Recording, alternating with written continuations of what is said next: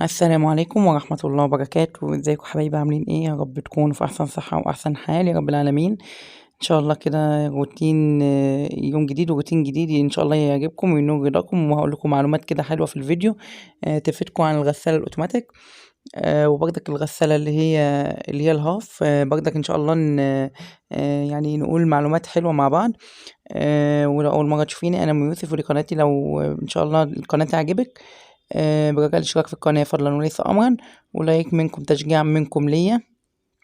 وقبل ما نتكلم نقول اللهم صل وسلم على سيدنا محمد وعلى آله وصحبه أجمعين. قمت بقى النهاردة كده يعني إيه إن شاء الله بدري، ووديت بقى ابني راح المدرسة، والتاني كان يعني أجازة وكده، وهنفطر بقى مع بعض. وبنتي برضك ما راحتش الحضانة، فكانوا واخدين أجازة وكده يعني. فقلت بقى إيه، آه، أنا على فكرة ما بنزلش أجيب فطار، هو في محل جنبنا يعني. فابني راح جاب الفطار، جاب لنا فول وجاب لنا عجينة طعمية وجاب بتنجان. وأنا برضك قطعت طماطم، قطعت بصل. هتقولي بصل على الصبح؟ يعني ساعات كده مثلا ايه تحبي تاكلي بصل على الصبح عشان تخشي تنامي تاني. فلا يعني البصل بيبقى حلو ومفيد، انا سامعه ان البصل مفيد جدا الصبح. ما بحبش البصل بالخل وكده. بيبقى حلو قوي يعني حلو قوي من غير خل ولا حاجة. هنا بقى الفول هو كان سخن، يعني الفول كان سخن فحطيت عليه شوية زيت، حطيت الملح، حطيت الكمون. ابني بقى ربنا يبارك فيه، يعني هو كان حابب الشيبسي يعني. الأولاد كلها بتحب الشيبسي، مش عارفة يعني ايه السبب، بس هما يعني ايه بيحبوا الشيبسي. انا برضك بحب الشيبسي بس مش قوي يعني، مش كل يوم، يعني كل فين وفين، مثلا كل اسبوعين، كل مش عارفه ايه.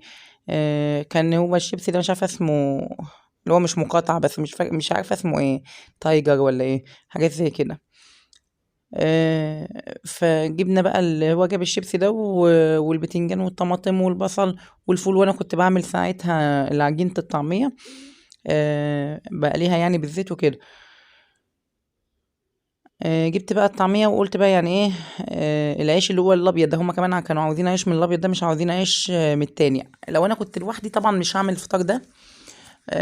لو انا كنت لوحدي كنتش هعمل فطار، كنت هعمل اي حاجه يعني اللي موجود كنت هاكله. اذا كان جبنه، اذا كان فول، اي حاجه كانت موجوده كان ممكن اكلها وخلاص، وما كنتش يعني هقف اعمل فطار. هقسم بقى الرغيف ده علشان خاطر بنتي، انا اعمل لها سندوتشين كده. هي بتحب السندوتشات، ما بتحبش تعرفش يعني ايه تاكل معانا قوي، فهي بتحب السندوتشات.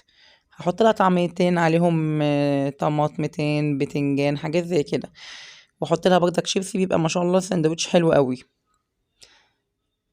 العيش ده احنا بنجيبه من يعني ايه، من السوبر ماركت يعني، لا مش من السوبر ماركت بقى، من عند الراجل بتاع الفول والطعمية، هو بيعمله. يعني هو فتح كده فول وطعمية، وفتح جنبه مخبز، يعني فتح مخبز لنفسه، ممكن تشتري منه يعني، مخبز بيعمل بيه سندوتشات. هعمل سندوتش فول وسندوتش طعمية. الفول بقى ما يعني ايه، ما تكتريش الكمون لان كتر الكمون بيمرر. هنا بقى يعني ايه اللفت كده والليمون عاملين كأنهم فصين كده حلوين. الليمون لسه بحاله، لان احنا يعني ايه ما بناكلش ليمون قوي، بناكل فلفل. ده الفلفل اللي كان على الوش واللي كان في الازازه خلص من زمان يعني. وكان عندي قرنبيطايه برضك حطيتها عليهم، حطيتها على الليمون يعني القرنبيط، وسايباهم بقى مع نفسهم بقى يبقى يستوي بعدين، ما يستويش براحته يعني، ملناش فيه قوي يعني زي الفلفل الحامي وكده. مع ان الفلفل الحامي يعني بيتعب بصراحة يعني الفلفل الحامي ده بيتعب المعدة. لكن يعني زي ما تقولي ايه داء كده، يعني داء ان انت تحبي الحاجات الحامية. بحاول بقى ان انا ما كنتش اجيب فلفل حامي ولا اجيب المخلل الحامي والحاجات دي، علشان خاطر ما نتعبش يعني اكتر من كده، كفاية اللي احنا وصلنا له. جبنا بقى الفول ده، يعني هو كان يعني الراجل مديله كيسين، هو قلت له هات ب10 جنيه، هو اداله كيسين، كيس ب5 وكيس ب5، فانا قلت ايه كفايه كيس قوي. بس يعني هو يخلص، وياخد بقى الفطار ونطلع في الصالة يعني. وهعلق بقى معلقة بردك على الشاي، وبردك معلقة ايه، لا القهوة لسه ما عملتش، بس كنت معلقة ساعتها على البراد الشاي على نار هادية. دايما كده من عادتنا ان احنا لازم نفطر، لازم كوباية الشاي او براد الشاي كده ناخده معانا واحنا ماشيين. فطار ما شاء الله حلو. انا ماليش في الجبن الرومي والحاجات دي، انا يعني الفطار بتاعي اللي يعني ايه يعدل مزاجي كده، اللي هو الفول وممكن طعمية فول وبيض. انا بحب الفول والبيض جدا، اكتر من الجبنه الرومي والحاجات دي. هو ده اللي يسد ويمد كده معايا، انما ماليش انا في الجبنه الرومي ولا اللانشون ولا الحاجات دي. واللي موجود برضك يعني، ما لو ما فيش فول وما فيش بيض بعمل جبنه اللي موجود يعني، اللي بمشي بس اللي بيخليني حسيت ان انا فطرت بجد هو الفول والبيض. وما تقعدوش تقول لي يعني ليه كده، والفول ما اعرفش بتاع ايه. اوعوا تقولوا لي الفول بتاع ايه علشان هزعلش منكم. على حسب ما اتعودت.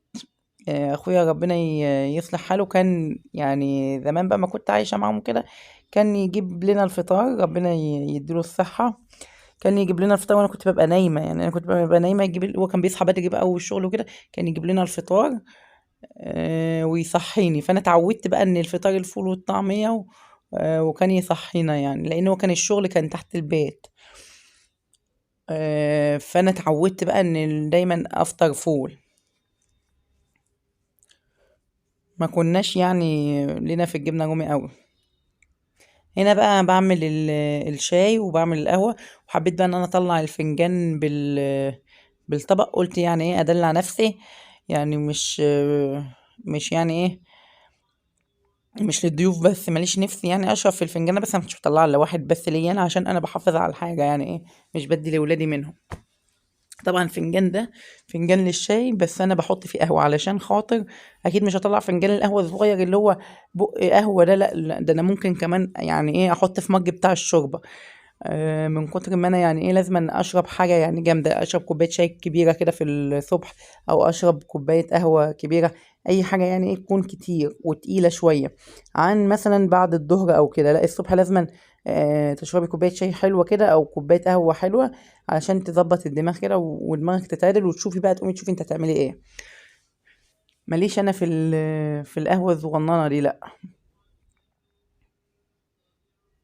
تقولي انت بتحطي الصابون جنب المخلل جنب مش عارفه ايه، لا هو كان ساعتها انا كنت يعني ايه بغسل مثلا الاطباق بتاعه الفطار، او كنت بغسل كوبايه حاجه زي كده.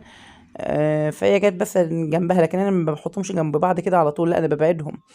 هنا بقى بعد ما فطرت الحمد لله، حطيت بقى دخلت بقى الغساله، وكان عندي شويه غسيل كده ايه يعني ايه الوانات.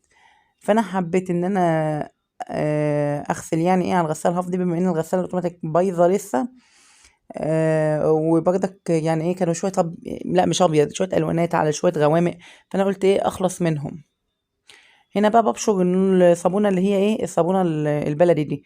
ما شاء الله الصابونه البلدي دي هتخلي الهدوم منوره. بس انا ما بحبش ابشرها على المسحوق اللي هو البودر، لان ممكن استخدم المسحوق البودر ده في ايه في الغساله اللي هي الفوق اوتوماتيك. فانا ما بحبش الخبط في الغسالات اللي هي الاوتوماتيك دي، علشان خاطر الحاجه غاليه، فانا مش عاوزه حاجه تبوظ. فلكن الغسالة اللي هي الهاف دي عادي جدا، انا بحط لها ميه سخنه، ميه سخنه جدا، وببشر لها بقى النص صابونه دي، وبحط لها كمان مسحوق، يعني بحط لها مسحوق بودر كمان، وبحط لها مسحوق كمان جل. وما شاء الله رغوه حلوه. وعلى فكره ما تقيسيش النظافه بالرغوه، يعني الصابون اللي هو البلدي ده لما تحطي له انا كنت بقول لكم ان انا حاطه كوبايه يعني من المسحوق البودر، لما بتحطي الصابون البلدي مع المسحوق البودر، الرغوه بتقطع. مالكيش دعوه بالرغوه، بس هو فعلا بينظف. هو بيقطعوا مع بعض، لكن هما يعني ايه بينظفوا. ما شاء الله بيخلوا الحاجه تنور والله، والهدوم تنور. هنا بقى انا بقول لكم ان انا حطيت الجل، وحطيت كيس الجل، وحطيت ايه كوبايه من البودر ده. هنا بقى بعد ما خلصت غسيل، عاوزه اقول لكم ان انتم ممكن كمان تشطفوا في الغساله دي. بشطف فيها وبحط بقى في العصارة على طول. ما شاء الله والله الهدوم بتنضف فعلا بتنضف، وبتبقى زي الفل. هنا بقى بحط في العصارة وبطلع على السبت، وبحط بقى في البلكونة بنشر. طبعا مسحت البلكونة وظبطت الدنيا، لكن بعد كده بقى ايه بعد ما وانا بغسل يعني وخلصت غسيل، مين اللي جه بقى بتاع الغسالة هيجي يصلح الغسالة الأوتوماتيك. هيجي بقى يصلح الغسالة اوتوماتيك. كان كل ده بيقول ان هو كان بيدور على العمود بتاع الحلة. قال لي ان ما ينفعش ان العمود يتباع مع يعني مع نفسه.